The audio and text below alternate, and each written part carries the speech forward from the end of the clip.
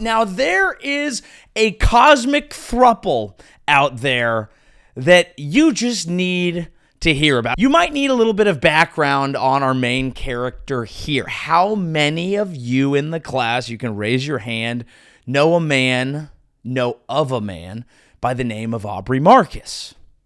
Yes, in the back. Susie, you do. You fucked him? I'm just kidding. Look, if you don't know who he is, Aubrey Marcus has a podcast, but they'll give those out to anybody these days. Am I right, folks?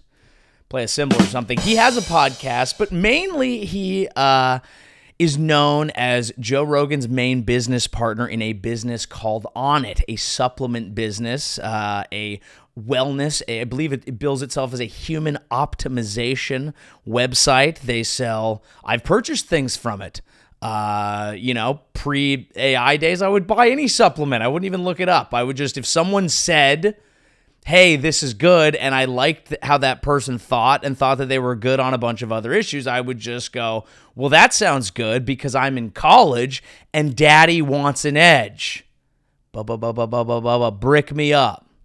What pill does that do? But Rogan would talk about it a lot, and it was like this way to get a little edge mentally without doing something like Adderall, which, as we know, is meth. But also, the thing about meth is it does scientifically work. Meth. It's for breakfast.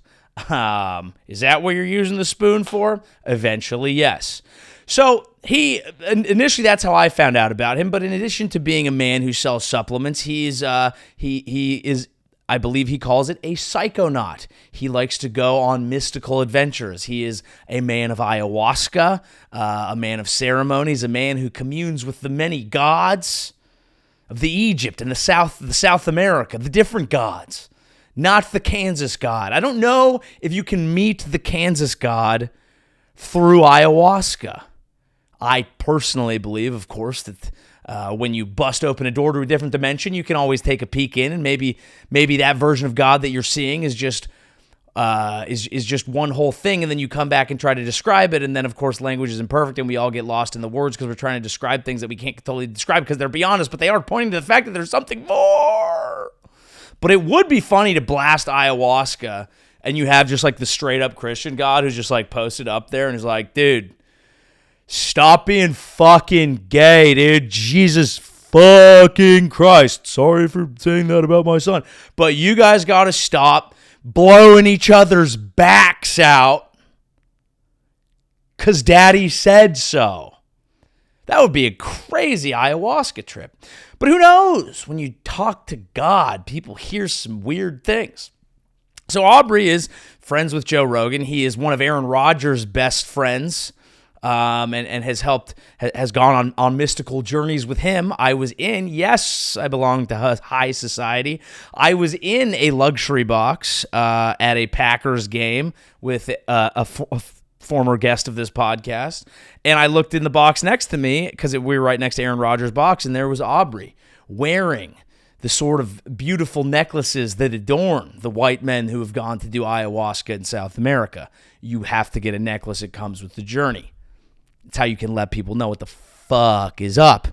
He's a huge proponent of Robert F. Kennedy Jr., the U.S. government's answer to the question, let's try this out, I guess. And so he travels in high circles, and he has some high circles, and he has some interesting thoughts and connections. Now, none more interesting sometimes than his relationships. And this is where we do what we do very well on this show. We're going to get into some messy bitch drama with relationships that we don't have a personal connection with. Can we do that? Can you indulge me? Can you allow me to judge a little bit? Because he initially was in a polyamorous relationship, and like people in his industry do, he was writing books and podcasting and kind of discussing the whole thing. Some would call it monetizing, other would call it sharing, and kind of making a point about it. And when you go out and say like, hey, I'm poly and I'm going to stand for this, you catch a lot of shit, and I'll give him credit for standing on business. But then, as most poly relationships do, it didn't last.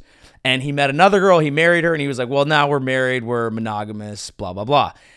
Enter a new podcast that has dropped. Ladies and gentlemen, a second podcast has hit the towers.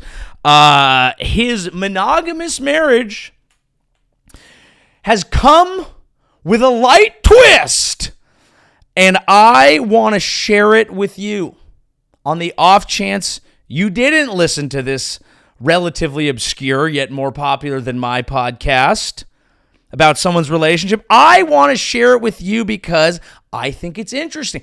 And I think, and I don't know where you're coming from, where you're at, what the fuck you do when you get down to business. Hey, maybe it's going to work for you. I'm not here to cast judgment on anybody. I'm not here to yuck anyone's yum. I'm not here to poo anyone's poo. Not going to poo-poo that. We're going to watch some clips with an open heart and an open mind and consider if something new is about to bless society. But I am here with my beloved wife, Ilana, and we're also here with beloved Alana, who is a part of our relationship constellation and shares a deep love with both myself and Ilana. And we're also here with my beloved and esteemed teacher, Rebbe, Dr. Mark Gaffney, who's helped us navigate. Okay. Throuple up. Throuple up. Is that a Kendrick Lamar song? Throuple up. I'll bring that bitch and I'm gonna fuck her up. So we have now the concept of a relationship constellation. This is not the constellation that I had on my ceiling when I went to bed as a child. When I went to bed as a child, there was the Big Dipper and there was the Little Dipper. There wasn't whatever the fuck they were dipping into. Yeah, I mean, y'all remember those stars. If you didn't have, and I don't want to trigger anybody, if you didn't have glow-in-the-dark stars in constellations on your ceiling and walls that you could look at as a child, your parents didn't love you. And that's okay if your parents didn't love you. This is a safe space here at the Joey Show. We stand the 12. Hunty B, Michael, Sam, the homies. We stand the 12. We love you. We love you. But they might not have, or potentially your father was Andrew Huberman and he wouldn't let you have the constellation in your bedroom because it could disrupt your REM sleep, because it's light. You don't want to fuck up your protocols. You don't want to fuck up your sunlight. You don't want to do any of that. So there are options here. We're open-minded here at the Joey Show, and we're open-minded about the relationship constellation. Now, it's interesting because he was with the other woman, and she was like, no, this has to be monogamous, but, my boy cannot be contained. Raining threes from the outside. John Stockton, Karl Malone, putting the I in jazz. That's right, the Utah Jizz. And it is Utah-y with these extra women involved. Let's see, what do we want to call it? We've given this a name. We're calling it radical monogamy in the field of erotic mystics. Lifelong, committed relationship, but not in the classical monogamous sense. It's an expanded monogamy of deep exclusivity between Aubrey and Vi. And then there's going to be a new goddess who will step into the field. Yes! Radical monogamy in the field of erotic mystics. Does that not sound like a WNBA team for real? Are the erotic mystics a team? WNBA Mystics. Oh, fuck. Okay, well, that's because they are a team. Washington Mystics. Oh, they're playing the Golden State Valkyries. Maybe they'll all fuck after if Aubrey has his way. You're talking about ratings. So I just want to stop right here because I think the naming and branding of it, look, he's going to face a lot of pushback here. He is, because a lot of people are not erotic mystics. You do a podcast for a bunch of fucking normal idiots, for a bunch of celibate dolts, okay? And they're not even erotic mystics. How are they supposed to understand your radical monogamy? I mean, you're begging to be misunderstood. Now, my third eye and third hole remain open at all times for a third person. That's what being an erotic mystic means. Eye, hole, third person. Why is this other guy here? Which is what's crazy to me. They go through this podcast, and I listened to the whole thing, okay?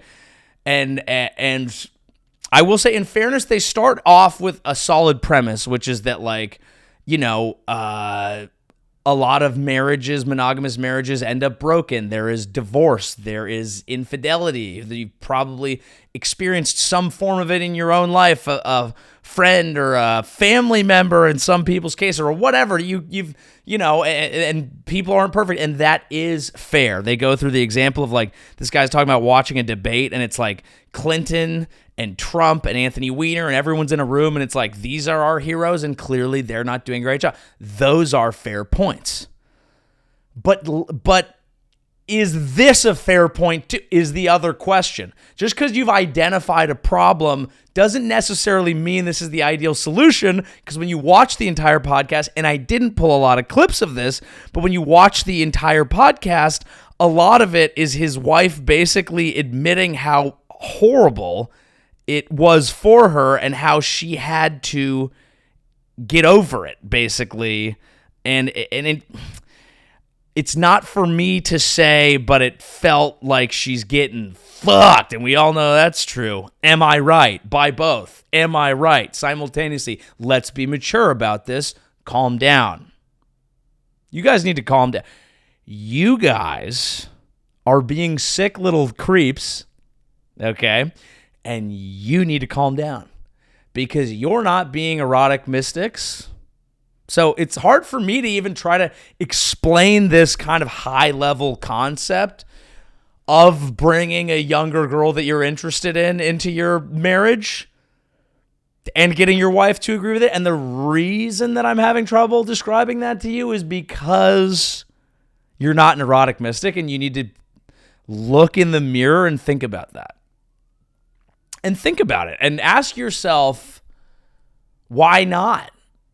Why am I, what if you're neither? Could you imagine not being a mystic or erotic? Get a grip, folks. Get a grip. So here's a little taste of kind of putting a bow on what his wife was talking about during a lot of it. And she says that she is happy. I'm not here to make a value judgment on that, but I did think this was kind of poignant. You know, I think that importance for me, there's been so many different cycles of our relationships where there have been big deaths of the life that I imagined for myself, or, you know, what my small self would deem as comfortable. And I've really given the space to grieve those parts of myself. And in one of the more recent ones, you know, with that part that I made contact with of the part of me that imagines that I could be happy in a just total monogamous relationship, you know, through my unique sacrifice, you know, I grieved that part of me because it deserved that love and honor, like really. And in that process, you know, I just hugged myself, and what was coming through was like, I know this isn't what you wanted, but it's what you need. And woo! Fuck. Convincing your wife that it's her small self that didn't want you to bring a third babe into the relationship who's younger is next level Riz, mystical Riz, erotic, mystical Riz. Now, I do want to give her credit here. She is talking about working through some real emotions and honoring those things and moving into a new place and making a sacrifice for her husband. And as they talk through it, it sounds like they've been fighting a lot about this, as you can imagine, but thank God they have a third coach to tell them fucking yes, dude, just get it done, do it right. So I do want to give everyone here credit for, they talk a lot about trying to live in their truth and trying to, basically they're all doing something that's suboptimal and fighting a lot of signs that are saying that, but through my dog's Riz and also the plant medicines, they're finding a way to rip the thruppy. And that is, at the very least, impressive. It is impressive, and they seem to be working on it. And I will not say that they're not working on it. Now, there was a part here that I found to be relatively alarming because I think it's a difficult situation for everybody. The third in the mix here. Let's just show her a little bit because I imagine you're curious before we go into what I was just going to say. She was talking a little bit about the sacrifices she's had to make. Like, she would usually want to be in a relationship where she gets to sleep in the bed with somebody, but that's not always the case. Let's take a peek at some of her sacrifices as well. That I love and love to be loved is like very full on and very intimately and kind of consistently. And obviously within our constellation, there's different availability. And so, one of get a doodle going. One of the specific challenges that came up for me was, going to sleep most nights by myself, and just like these pieces of desiring for these moments of life that, attribute to a certain level of intimacy that you do have in more of a normal partnered context. This dude made so much money off supplements that he can pull this off. Now, they say we'd be doing it no matter what, but come on now. Are you doing that for a shift manager at Arby's? Be truthful. Are you dating a married, attractive young woman? Are you sleeping on the couch in the loft space of the Arby's? Not talking McDonald's. McDonald's is a fine establishment. Arby's shift manager who's there in bed with his wife going to Pound Town because it's their night on the fuck doodle. Are you sleeping on the bed, let's be honest, on the stained mattress in the foyer, waiting for his beef and cheddar? Yeah, he has the meats. We know. You're not doing it. You're not doing it. Money matters. Money matters, dude. This guy has a low level, beautiful cult. A low level, yet beautiful cult. Who knew that the hippies would be the rich in the field of potentially incorrect science? Radical monogamy in the field of, are we sure that works? Are we sure it works? Again, peace and love and respect. I hope to one day swing a kettlebell with this man and talk about what it all means and learn about the riz that it takes to do this at a high level. I would even do ayahuasca with him, although I don't, he might try to fuck me. I don't know. And the problem is his wife does this, like, she does this sound bath thing where they're doing sound healing and they're just kind of rubbing the mortar and pestle like people who are about to make avocados. It's like, can I meet God once or twice without changing my personality? I have to become a fucking human wind chime just to commune with the spirits every once in a while and make sure I'm on the right path. But I worry about this because the spirits give you interesting advice at times. I thought this was interesting. We're in the dark and Alana and Vi are in there, and I receive a message as clear as any message I've ever received, and it felt to me coming through the voice of Isis. She didn't announce herself, but that was implicit in my understanding, in this almost telekinetic understanding. We got rid of them. And it says, you need to have children with both of them. And I go, excuse me? Like, what? And then the voice repeated itself. And I go, what? Like, Oh, Mother of God. Why is God always telling the boys to fuck and impregnate everybody? Why he do that all the time? Why is God always like, you gotta fuck her and her daughter and sister? That's what he seems to do. That's what he seems to do. I'm not fully up to date on the whole Mormon thing, but I feel like that's what it's predicated on. You got to spread the seed, dude. Ancient African tribes, they're communing with the gods. You got to fuck all these chicks. Less savory example, David Koresh. That was his whole thing. He went out to Waco. He was like, dude, I'm love. I am light. I have a new way. I have a direct source. I speak to God, and God keeps telling me to fuck all these chicks. Why is God so sick? Is a question that I ask myself. Why is God so sick? God was telling the girl, like, I don't think you want that. And she was like, let's move on. And then God was like, you right. Get calmed in. That's great. That's so interesting. That's so either. I don't know. I don't know. I'm not a pastor.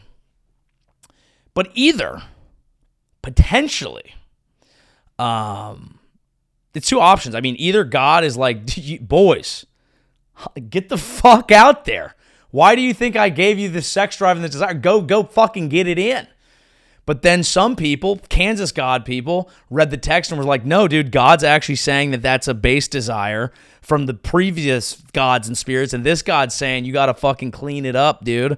And that if you walk in my light, then you'll be different. Or potentially it is also possible that what we experience when we commune with the universe in different ways is like archetypes and beautiful imaginations and things that actually communicate with our own deep subconscious, which does speak in true ways about some of our most base human desires, of course, one of which is to procreate. And the man with all the seed is going to be told, go spread it out there. But God being like, dude, your wife is sick. Keep that on lock. Absolute babe. Totally love what she's doing with the sound bowls. Also, snag up a youngin'. Spray inside your ting. That's crazy, dude. And he was told that in an Egyptian temple. So it could be true. It could be true. Let's see what the fucking doctor has to say. Window on Friday morning, there would be like 50 Romanian men who would be lining up, who were working in Great Britain, who were sending money back to their families, right? And, whenever I see kind of the demonization of men, I think of those men, kind of working like 17 hours a day. And that was their devotion. That was their sacrifice. And it was gorgeous and it was beautiful. And for those men, that model was their stunning and beautiful model. And I am on my knees in devotion to that beauty. Just like I'm on my knees in devotion to your beauty. There's not one path up the mountain. And I would just ask, just so tenderly, Ab, with Vailana, with Alana, that people give up being threatened as you listen. There's no sense that you should be doing this or that this is better than anything you're doing, but there is a demand here. There is an invitation, which is whatever your authenticity is, whatever your integrity is, right, on your unique path, for your unique risk, for your unique sacrifice, don't compromise. To thine own self be true. Right, really to thine own self be true and live. That's the problem there is it didn't feel like his wife was doing that. Again, speaking out of turn. But it does sound like they have a beautiful relationship constellation, and I am happy for them. But like the thing is, if I want to be true to myself, I need to be able to spend 25 to 30 minutes shitting on it in my podcast. That is my truth. Like, I'm not threatened by it. I think it's amazing. I want his balls as empty as possible. Although the 3-ways were not enough, he needs to now have children with these ladies. He needs to form a nice little compound. God, I should have gotten into supplement sales so much earlier. Fuck. Shit. But hey, look, I'm happy for them and I'm happy for me because I enjoy this. I want to follow this journey. I want, like, betting odds. Like, I want to be able to open my FanDuel app and have an over-under on how long this works for them, or as they would put it, how long the 3 of them are able to march together in radical monogamy amongst erotic mystics. If one of them does not bear him a son, will she be beheaded? These are questions. These are questions I'm allowed to ask him. That is my truth. I don't personally see the connection between Romanian men who are working in a different country and sending money home to their wife and family to eventually return to, and a rich guy who's taken 2 babes at once on erotic adventures to Plowtown for short. But I'm not a doctor. And this guy is a doctor. Doctor of what? I don't know. What he's a doctor. Dr. Love? I don't know. He mentioned spending time in Mill Valley in Northern California, just outside of San Francisco. And I said, yes. Yes, you did. Yes, you did. This is the type of guy who puts hiking sticks on top of his Subaru to go out for walks. That's okay. There's nothing wrong with that. It's just a very specific type of person. And I envy the type of bookcase that this person has. I would love to have more globes and artifacts from I assume Africa and books that I've read, and then writings, and always be working on some manuscript that no one reads it. Make a video essay. It's YouTube or bust now, you fucking dolt. Respectfully. But hey, whatever. I'm happy for them. I'm happy for everyone's relationship constellation, whether yours is with multiple people, an individual, just to thine own self be true. Speaking of relationship constellations, Diddy! Hot in the news. Thank God I have a podcast.